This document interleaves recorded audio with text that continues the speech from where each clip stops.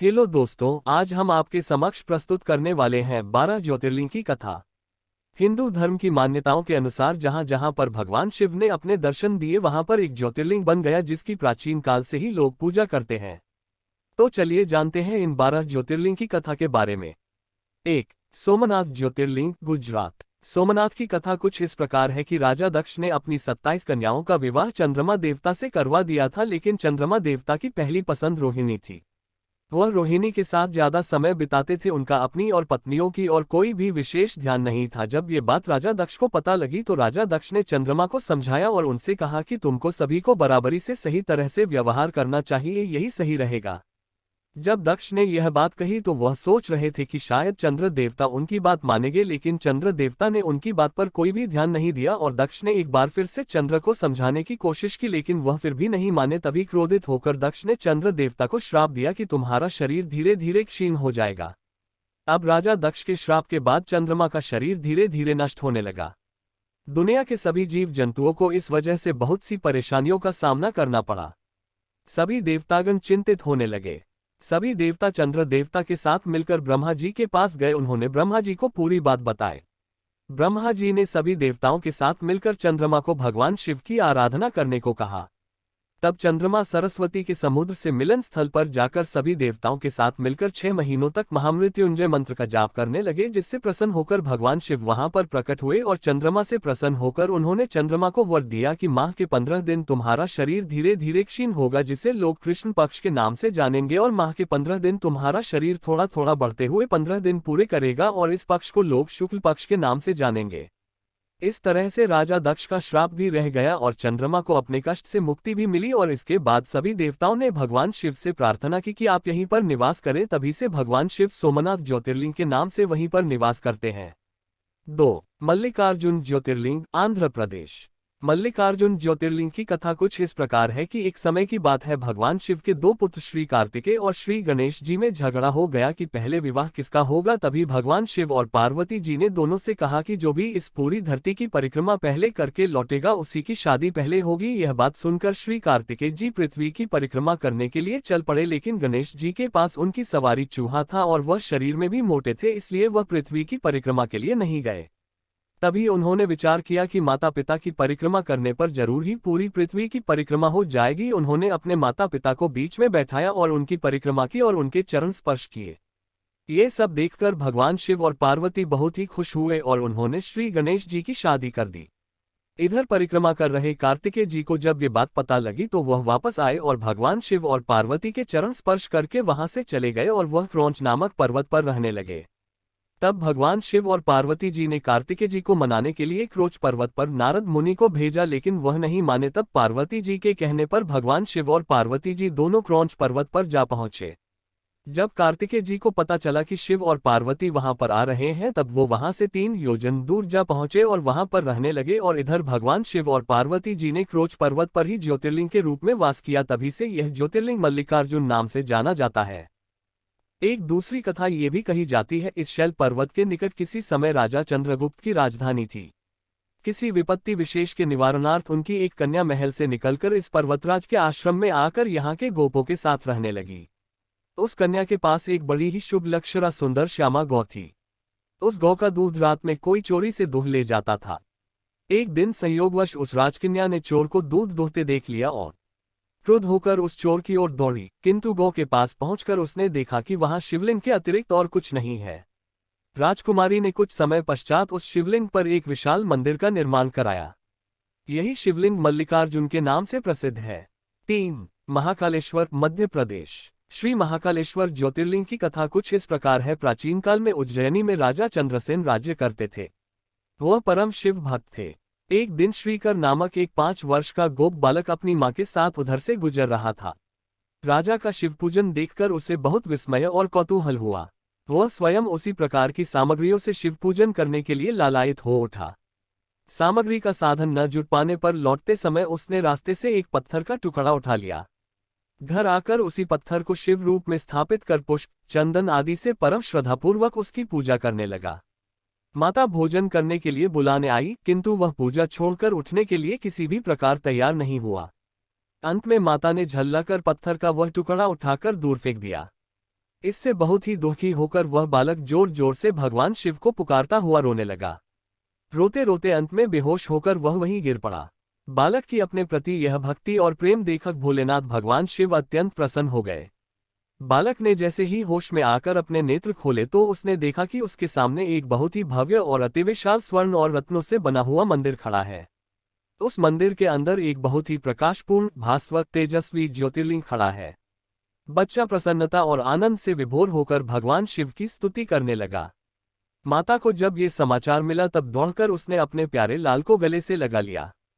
पीछे राजा चंद्रसेन ने भी वहां पहुंचकर उस बच्चे की भक्ति और सिद्धि की बड़ी सराहना की। धीरे धीरे वहां बड़ी भीड़ जुट गई। इतने में उस स्थान पर हनुमान जी प्रकट हो गए। उन्होंने कहा, मनुष्यों, भगवान शंकर शीघ्र फल देने वाले देवताओं में सर्वप्रथम है। इस बालक की भक्ति से प्रसन्न होकर उन्होंने इसे ऐसा फल प्रदान किया है जो बड़े बड़े ऋषि मुनि करोड़ों जन्मों की तपस्या से भी प्राप्त नहीं कर पाते। इस गोप बालक की 8वीं पीढ़ी में धर्मात्मा नंदगोप का जन्म होगा। द्वापर युग में भगवान विष्णु कृष्णावतार लेकर उनके वहां तरह तरह की लीलाएं करेंगे। हनुमान जी इतना कहकर अंतर्धान हो गए। उस स्थान पर नियम से भगवान शिव की आराधना करते हुए अंत में श्रीकर गोप और राजा चंद्रसेन शिवधाम को चले गए। इस ज्योतिर्लिंग के विषय में एक दूसरी कथा इस प्रकार कही जाती है। किसी समय अवंतिकापुरी में वेदपाठी तपोनिष्ठ एक अत्यंत तेजस्वी ब्राह्मण रहते थे। एक दिन दूषण नामक एक अत्याचारी असुर उनकी तपस्या में विघ्न डालने के लिए वहां आया। ब्रह्मा जी से वर प्राप्त कर वह बहुत शक्तिशाली हो गया था। उसके अत्याचार से चारों ओर त्राही त्राही मची हुई थी। ब्राह्मण को कष्ट में पड़ा देखकर प्राणिमात्र का कल्याण करने वाले भगवान शंकर वहां प्रकट हो गए। उन्होंने एक हुंकार मात्र से उस दारुण अत्याचारी दानव को वहीं जलाकर भस्म कर दिया। भगवान वहां हुंकार सहित प्रकट हुए, इसलिए उनका नाम महाकाल पड़ गया। इसीलिए परम पवित्र ज्योतिर्लिंग को महाकाल के नाम से जाना जाता है। 4. ओंकारेश्वर ज्योतिर्लिंग, मध्य प्रदेश। ओंकारेश्वर ज्योतिर्लिंग के 2 स्वरूप हैं। एक को ममलेश्वर के नाम से जाना जाता है। ये नर्मदा के दक्षिण तट पर ओंकारेश्वर से थोड़ी दूर हटकर है। पृथक होते हुए भी दोनों की गणना एक ही में की जाती है। लिंग के 2 स्वरूप होने की कथा पुराणों में इस प्रकार दी गई है। एक बार विंध्य पर्वत ने पार्थिव अर्चना के साथ भगवान शिव की 6 मास तक कठिन उपासना की। उनकी इस उपासना से प्रसन्न होकर भूत भावन शंकर जी वहां प्रकट हुए। उन्होंने विंध्य को उनके मनोवांछित वर प्रदान किए। विंध्याचल की इस वर प्राप्ति के अवसर पर वहां बहुत से ऋषिगण और मुनि भी पधारे। उनकी प्रार्थना पर शिवजी ने अपने ओंकारेश्वर नामक लिंग के 2 भाग किए। एक का नाम ओंकारेश्वर और दूसरे का अमलेश्वर पड़ा। दोनों लिंगों का स्थान और मंदिर पृथक होते भी दोनों की सत्ता और स्वरूप एक ही माना गया है। 5. केदारनाथ ज्योतिर्लिंग, उत्तराखंड। केदारनाथ के बारे में एक कथा प्रसिद्ध है कि अनंत रत्नों के जनक, अतिशय पवित्र, तपस्वियों, ऋषियों, सिद्धों, देवताओं की निवास भूमि पर्वतराज हिमालय के केदार नामक अत्यंत शोभाशाली श्रृंग पर महत्वस्वी श्रीन और नारायण ने बहुत वर्षों तक भगवान शिव को प्रसन्न करने के लिए बड़ी कठिन तपस्या की। कई हजार वर्षों तक वे निराहार रहकर एक पैर पर खड़े होकर शिव नाम का जप करते रहे। इस तपस्या से सारे लोकों में उनकी चर्चा होने लगी। देवता, ऋषि मुनि, यक्ष, गंधर्व सभी उनकी साधना और संयम की प्रशंसा करने लगे। चराचर के पितामह ब्रह्मा जी और सबका पालन पोषण करने वाले भगवान विष्णु भी महापस्वी नर नारायण के तप की भूरी भूरी प्रशंसा करने लगे। अंत में भगवान शंकर जी भी उनकी उस कठिन साधना से प्रसन्न हो उठे।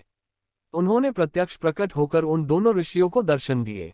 नर और नारायण ने भगवान भोलेनाथ के दर्शन से भाव विह्वल और आनंद विभोर होकर बहुत प्रकार की पवित्र स्तुतियों और मंत्रों से उनकी पूजा अर्चना की। भगवान शिवजी ने अत्यंत प्रसन्न होकर उनसे वर मांगने को कहा। भगवान शिव की यह बात सुनकर दोनों ऋषियों ने उनसे कहा, देवाधिदेव महादेव, यदि आप हम पर प्रसन्न हैं तो भक्तों के कल्याण हेतु आप सदा सर्वदा के लिए अपने स्वरूप को यहाँ स्थापित करने की कृपा करें। आपके यहाँ निवास करने से यह स्थान सभी प्रकार से अत्यंत पवित्र हो उठेगा। यहाँ आपका दर्शन पूजन करने वाले मनुष्यों को आपकी अविनाशिनी भक्ति प्राप्त हुआ करेगी।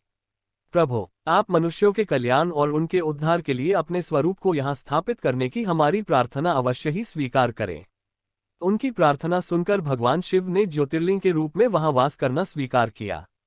केदार नामक हिमालय श्रृंग पर स्थित होने के कारण इस ज्योतिर्लिंग को श्री केदारेश्वर ज्योतिर्लिंग के रूप में जाना जाता है। 6. भीमाशंकर ज्योतिर्लिंग, महाराष्ट्र। भीमाशंकर ज्योतिर्लिंग की स्थापना के विषय में शिव पुराण में ये कथा वर्णित है। प्राचीन काल में भीम नामक एक महाप्रतापी राक्षस था।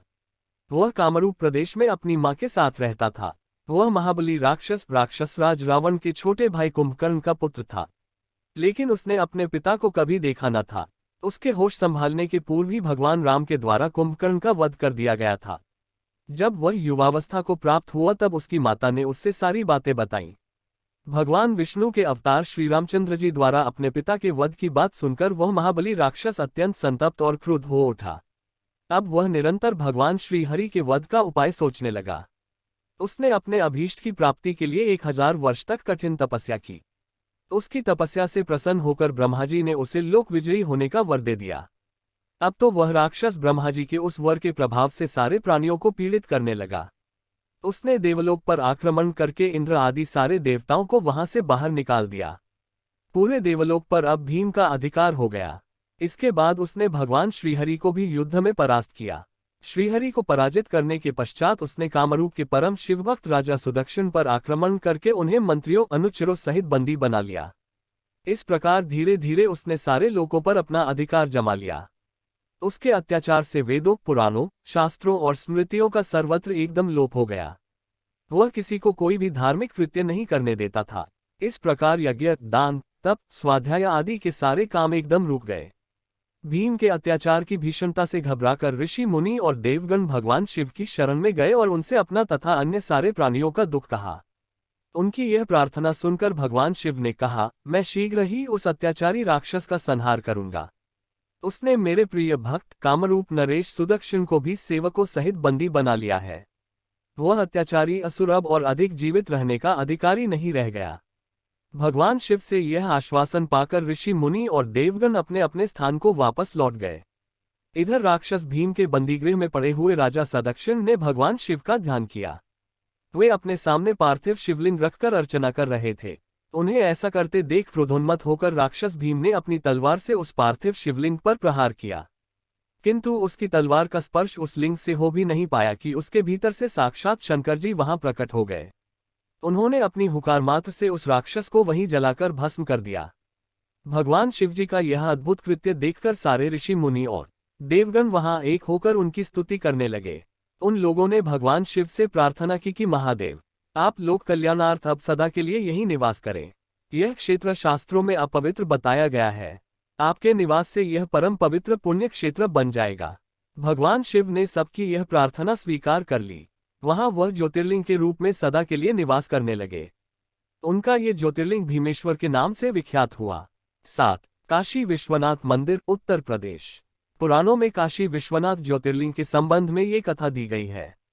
भगवान शंकर पार्वती जी से विवाह करके कैलाश पर्वत रह रहे थे, लेकिन वहां पिता के घर में ही विवाहित जीवन बिताना पार्वती जी को अच्छा न लगता था।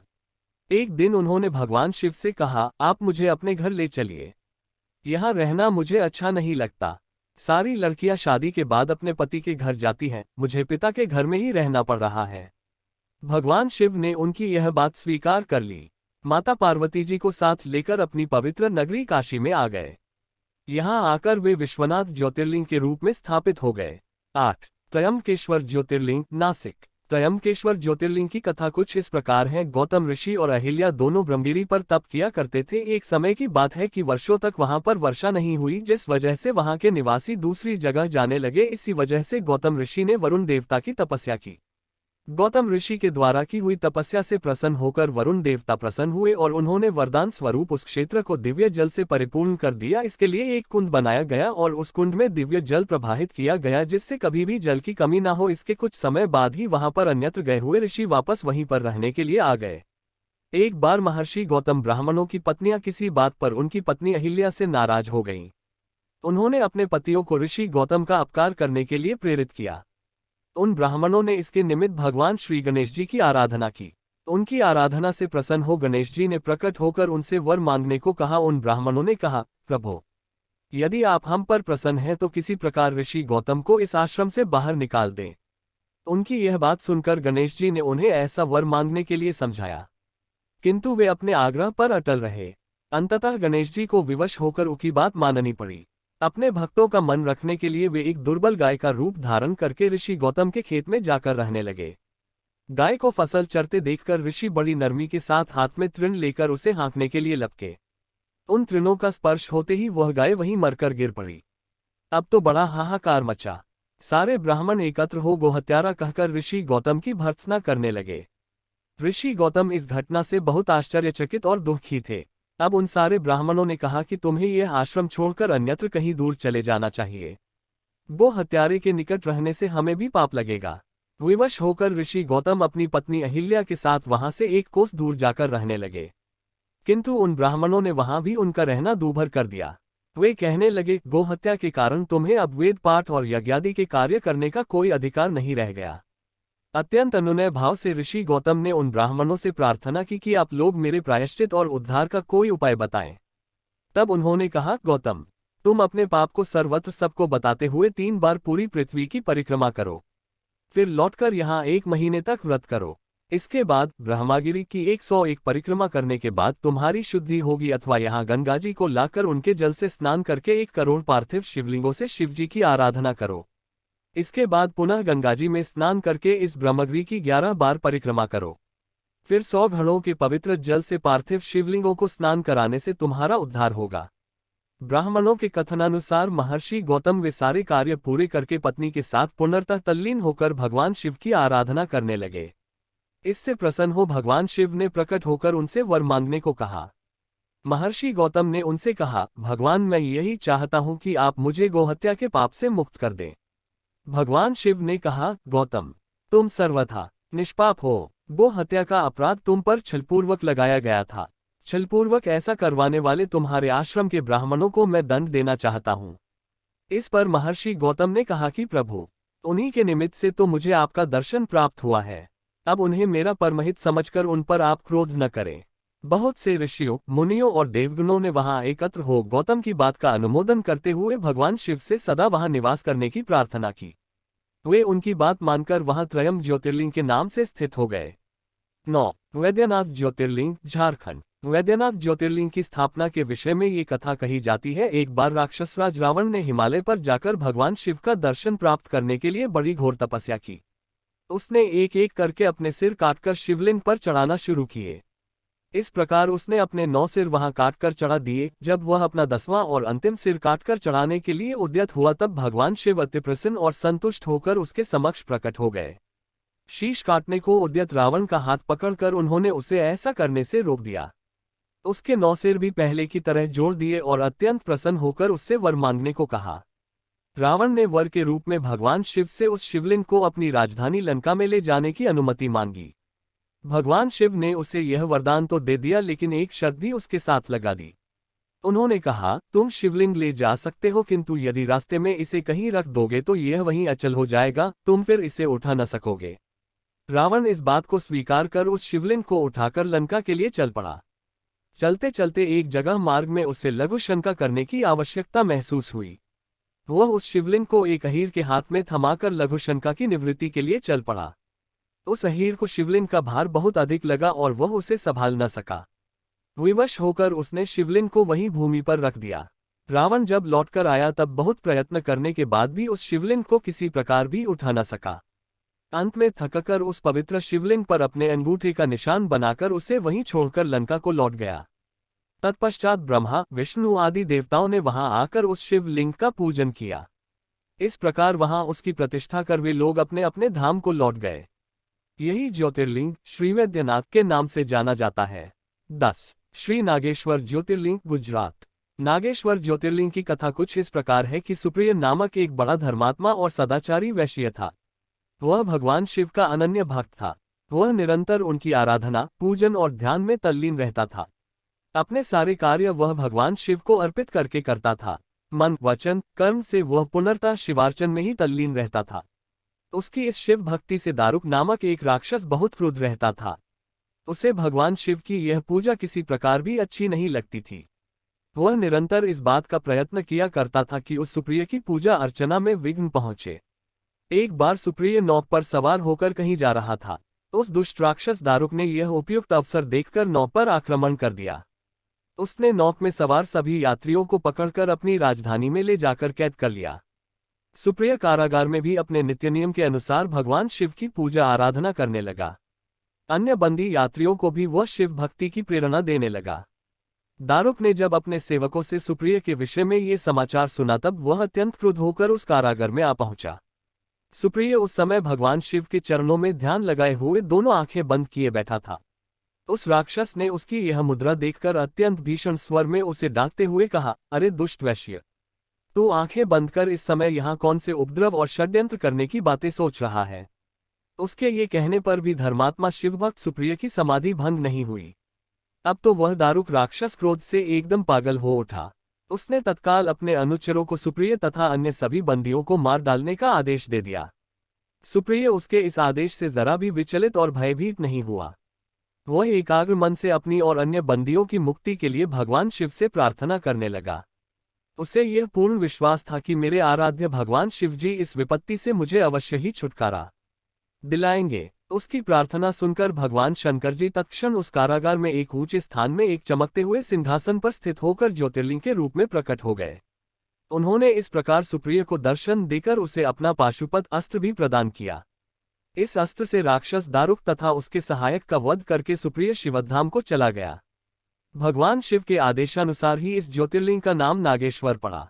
11 रामेश्वर ज्योतिर्लिंग, तमिलनाडु। इस ज्योतिर्लिंग की स्थापना मर्यादा पुरुषोत्तम भगवान श्रीरामचंद्र जी ने की थी। स्कंद पुराण में इसकी महिमा विस्तार से वर्णित है। इसके विषय में ये कथा कही जाती है, जब भगवान श्रीरामचंद्र जी लंका पर चढ़ाई करने के लिए जा रहे थे तब इसी स्थान पर उन्होंने समुद्र की बालू से शिवलिंग बनाकर उसका पूजन किया था। ऐसा भी कहा जाता है कि इस स्थान पर ठहर कर भगवान राम जल पी रहे थे कि आकाशवाणी हुई कि मेरी पूजा किए बिना ही जल पीते हो। इस वाणी को सुनकर भगवान श्रीराम ने बालू से शिवलिंग बनाकर उसकी पूजा की तथा भगवान शिव से रावण पर विजय प्राप्त करने का वर मांगा। उन्होंने प्रसन्नता के साथ यह वर भगवान श्रीराम को दे दिया। भगवान शिव ने लोक कल्याणार्थ ज्योतिर्लिंग के रूप में वहां निवास करने की सबकी प्रार्थना भी स्वीकार कर ली। तभी से यह ज्योतिर्लिंग यहाँ विराजमान है। 12 घृष्णेश्वर ज्योतिर्लिंग, औरंगाबाद। इस ज्योतिर्लिंग की कथा कुछ इस प्रकार है कि देवगिरी पर्वत पर सुधर्मा नाम के एक ब्राह्मण रहा करते थे। उनकी एक पत्नी थी जिनका नाम सुदेहा था। वह अपनी पत्नी के साथ सुखपूर्वक रहा करते थे, लेकिन उनके कोई भी संतान नहीं हो रही थी। एक बार सुधर्मा को ज्योतिष विद्या के द्वारा पता लगा कि उनकी कभी भी संतान नहीं होगी। उन्होंने अपनी पत्नी से यह बात कही। तभी उनकी पत्नी ने कहा कि वह उसकी बहन से शादी कर ले। तभी सुदेहा के कहने पर सुधर्मा ब्राह्मण ने दूसरी शादी कर ली। उनकी दूसरी पत्नी का नाम धुष्मा था। कुछ समय बाद धुष्मा ने एक बच्चे को जन्म दिया। सुधर्मा और धुष्मा दोनों अपने जीवन में खुश थे। सुधर्मा ब्राह्मण अपनी दूसरी पत्नी धुष्मा को कुछ ज्यादा प्रेम करते थे। यह बात धुष्मा की बड़ी बहन को अच्छी नहीं लगती थी। अब सुधर्मा का बालक धीरे धीरे बड़ा होने लगा था। धुष्मा शिवभक्त थी। वह हमेशा शिव की पूजा अर्चना किया करती थी। वह सरोवर में भगवान शंकर के शिवलिंग को छोड़ती थी।